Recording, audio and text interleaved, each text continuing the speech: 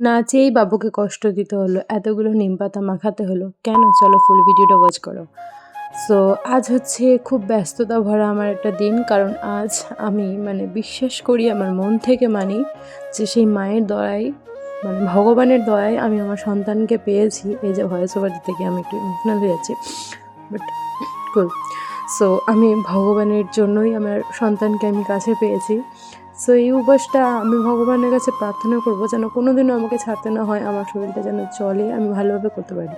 কিন্তু এখন তো অনেক অভ্যাসই করতে পারি না, বাট তাও আমি অনেক তাড়াহুড়া করে সব কিছু করছিলাম আজকে, আর কালকেই রান্না করে রেখে দিয়েছিলাম যেন আজকে রান্নার তাড়াহুড়োটা না থাকে। আর এখন যেহেতু আমি খালি পেটে একদমই থাকতে পারি না, সো সেই জন্যই। আর আগে যেমন আমি চাটা কিচ্ছু খেতাম না, না খেয়ে আমি পুজো করতাম। সো আজ ভেবেছিলাম তাই করব, তাই সকাল সকাল উঠে আমি সব কাজে লেগে পড়েছি, একদম দৌড়ে দৌড়ে কাজ করছি, দেখতে পাচ্ছই তো। এদিকে বাবু পটি করে দিয়েছিল, সো ওটাও ক্লিন করে নিলাম, বাবুকেও পরিষ্কার করে দিয়েছি। আর এখন 7টা প্রায় বেজে গিয়েছে, জানো তো। আমি ভেবেছিলাম আজকে তাড়াতাড়ি উঠবো, বাট উঠা হয়ে ওঠেনি। কীভাবে না কীভাবে বাবু তো সারা রাতই প্রায় কান্না করতেই থাকে, আমি কেন বুঝতে পারি না, ও এখনও কান্না করতে থাকে সারা রাত। আর আজকে হয়তো কান্না করছিল, খিদে পেয়েছিল, তার জন্য রাত্রেবেলা যেহেতু খাওয়া দাওয়া করেনি। সো ফার্স্টে দেখলে আমি ঘরটার পরিষ্কার করে নিয়েছি, তারপর এখানে এসেছিলাম আমি গ্যাসটা পরিষ্কার করে নেওয়ার জন্য, কারণ এবার থেকে আমি লবণ খাওয়া ধরবো, তো গ্যাসে রান্না করতে হবে তো তার জন্য গ্যাসটা, পেঁয়াজ রসুন সব রান্না করা হয় ভালো মতন, মুছি প্রায় দিন, বাট আজকে একদম ভালো করে মুছে ফেললাম যেন কোনো রকমের বাস কিছু না থাকে। সো তার জন্যই তারপর ঝাঁটা সমস্ত কিছু দিয়ে নিলাম, ঘরের কাজগুলো কমপ্লিট করে নিয়ে। আর এখানে দেখো আমার বাবু প্রচুর দুষ্টুমি করছিল, বিছানায় পড়ে যাওয়ার চান্স আছে। সো সেই জন্য বাবুকে নিয়ে ওর বাবা নিচেই বসেছে, আর নিজে বসেছে শতরঞ্জিতে, বাট আমার বাবুকে দেখো নিচে ফেলে রেখেছে, দুষ্টু লোক কোথাকারের। সো যাই হোক, ও খেলা করছিল, ও বসে থাকে না এক জায়গায়, এটা হলো বাচ্চাদের নিয়ম। সো তার জন্য ও ঘুরে বেড়াচ্ছিল এদিক ওদিক, আর দিয়ে নিয়ে কী বলবো, ওর বাবা পড়াচ্ছিল, আমার স্টুডেন্টগুলোকেও পড়াচ্ছিল, আর আমি এখানে বসে গিয়েছিলাম পুজো করতে।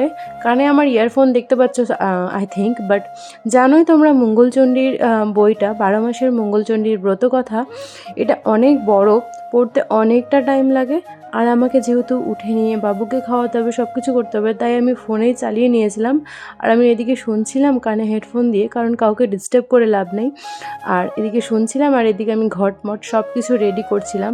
আমি না এখন আগে করতাম খুব আগে কি বলবো, যেটা রোজ রোজ করবে না সেটা যেন একটা কেমন একঘেয়েমি চলে আসে। বাট এখানে না আমি জাস্ট বেশি কিছু না, সিঁদুর দিই প্রত্যেক মাসে একটা করে, গামছা, আর ওই যে ঘটের পইতে, যেটা শ্রী গণেশের উদ্দেশ্যে দেওয়া হয়, গণেশের উদ্দেশ্যে গামছাটা আর পৈতেটা ঠিক আমি বলতে পারছি না, বাট পঞ্চদেবতা আর এদের উদ্দেশ্যে ঘট বসানো হয়, এগুলো দেওয়া হয়।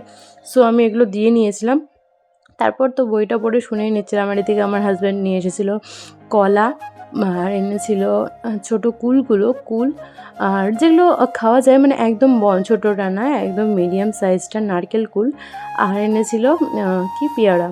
সো ওগুলো কেটে দিয়ে দিলাম। আর এদিকে আমার আলমন্ডস ছিল, একটু ছোলা ছিল, সেগুলো চিনি দিয়ে নিয়েছিলাম। তারপর কি আর পুজো টুজো করে শাক টাক বাজিয়ে উঠে গেলাম।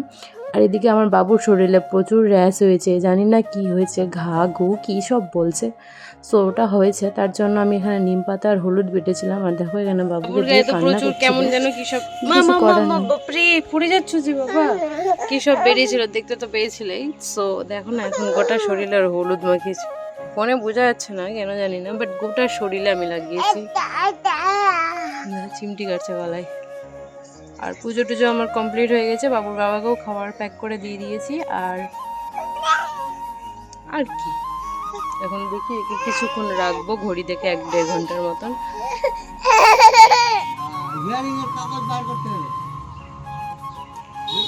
শুনেছ বাবা, দাদা চললো, বাবা চললো, টাটা। না না না, ওরকমই আছে, ওই হলুদটা পরে নানের নাম্বারটা দিয়ে কাজ কর, সব জায়গাতে ওর নাম্বার দেয় না, দেয় না। বাবুকে ওইভাবে লাগিয়ে রেখে দিয়েছি। আর এখন বাবুকে দেখো বাইরে ওইদিকে লাগানোই আছে, হলুদ টলুদ সব দিয়ে জামা পরে বাইরে বের করেছি। আর এখানে সবাই তিলক নিচ্ছিল, ভাই বলছিল তুইও নে, বাট আমি নিইনি, কারণ তিলকটা ছিল প্রচুর হারে পাতলা, গড়িয়ে গড়িয়ে পড়ে যেত, তার জন্যই আর কি। বলে নিয়ে নেই আমার মাখা ডান। এখন যাবো একটু দোকান সাজাতে, পরোটা আলু চা এটাই হয়ে গেছে, চা দিয়ে খেলাম। আর বাকিটা মানে প্রচুর মেসি হয়েছিল, প্রচুর মেসি এখনো আছে, নেই বলবো না। রান্নাঘরটা 50% হয়ে গিয়েছে, তরকারি ফুটছে, বাবুর জন্য সুজি করছি। আর ঘরে এসে অনেক কিছু ছিল, আরো পরিষ্কার হয়ে গেছে। চলো করে ফেলি, এটাকেও ঝটপট করে। ফাইনালি বাইরেও পরিষ্কার, আর ঘরও, বিছানাটা একটু খালি মেসি আছে, বাবু ঘুমোচ্ছে, বাকি ঘর ক্লিন।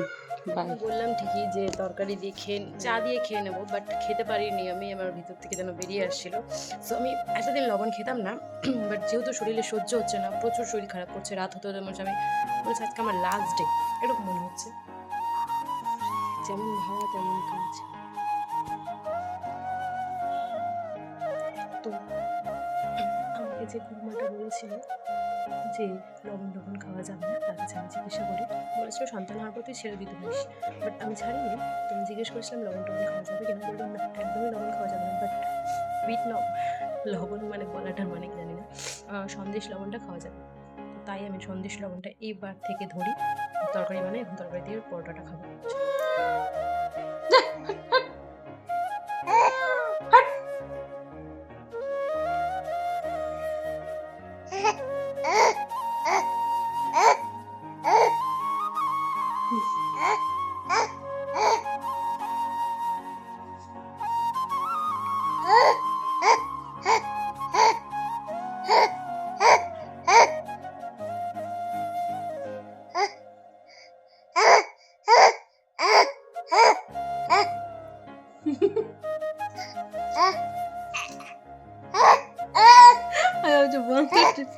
তো আমার মা বড়ি দিয়েছিল, এগুলো হচ্ছে সেই বড়িগুলো। আর এখানে দেখো বাবু দুষ্টুমি করছিল। ওম সরস্বতী নমো নমঃ, মা সরস্বতী নমো নমঃ, বিদ্যাদায়িনী নমো নমঃ, হংস বাহিনী নমো নমঃ।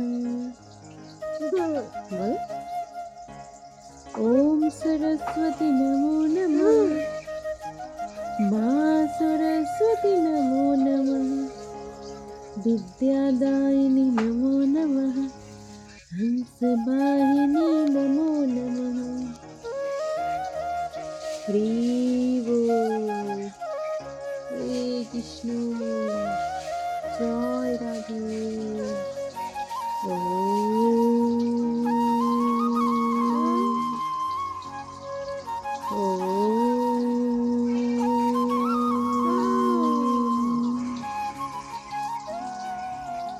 তো চলো রাত্রেবেলা সেম ওই খাবার খেয়ে নিই।